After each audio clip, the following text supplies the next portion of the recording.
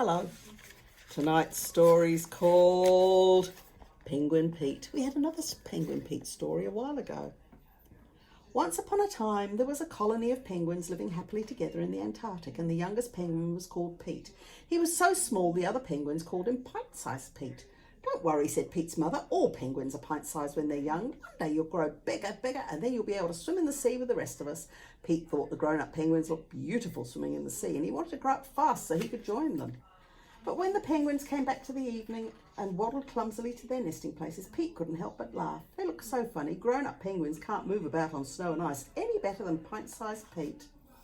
I'll show them a penguin can move gracefully on land, said Pete to himself, and he began practicing flipper skating every day. It was great fun. He slid about all over the ice and usually ended up on the ground with a thump. Now and then some of the other penguins who were Pete's friends would stay home with him, and then they had a wonderful time playing hide and seek and making snow penguins and having snowball fights, and the time flew by. One day a flock of birds landed on the patch of ice where the penguins lived, calling and screeching and flapping their wings, and Pete marched proudly through the rows of birds. How tiny they were! He felt very big and grown up. "Hello," said one of the birds. "What kind of bird are you?" "I'm a penguin," he said. "My name's Pete." "Pleased to meet you, Pete," said the little bird. "My name's Steve. Let's have a flying race."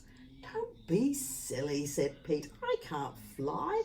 "Then it's time you learnt," said Steve. "All you have to do is flap your wings hard. Just watch me, it's quite easy." And Pete tried and tried to fly, but he just couldn't. He'd only jump a little way into the air. Pete and Steve were soon great friends, even if they couldn't go flying together, and Pete wanted nothing better than to fly with his new friend. Although when he tried to take off over and over again, his flights always ended up with a crash landing. Crash! The day came when the flock of birds had to move on. There was nothing Steve could do about it. As the two friends said goodbye, big penguin tears trickled down Pete's cheeks. "Never mind, Pete," Steve called back as he flew away. "I'm sure we'll be landing on this patch of ice again next year." Pete was very sad, but his mother knew how to cheer him up. The next morning he was allowed to go swimming for the very first time. He was very excited, although the thought of diving into the water head first was scary. But Pete found 2 ledges of ice at the water's edge, and he climbed cautiously down the ledges and slid backwards into the sea. "I'll do a proper dive tomorrow," he thought. Pete's first few strokes were rather clumsy, but soon he was gliding through the cold water like an eel, and he could even do a backstroke.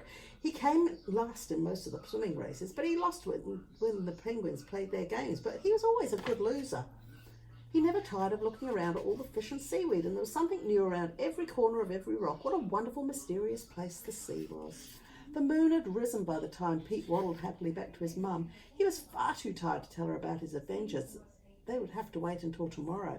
And he fell asleep at once and dreamed of Steve and the sea and the dive that he was going to do the next day. The end. What a lot of penguins. Right, night, time for you to go and dream. See you later.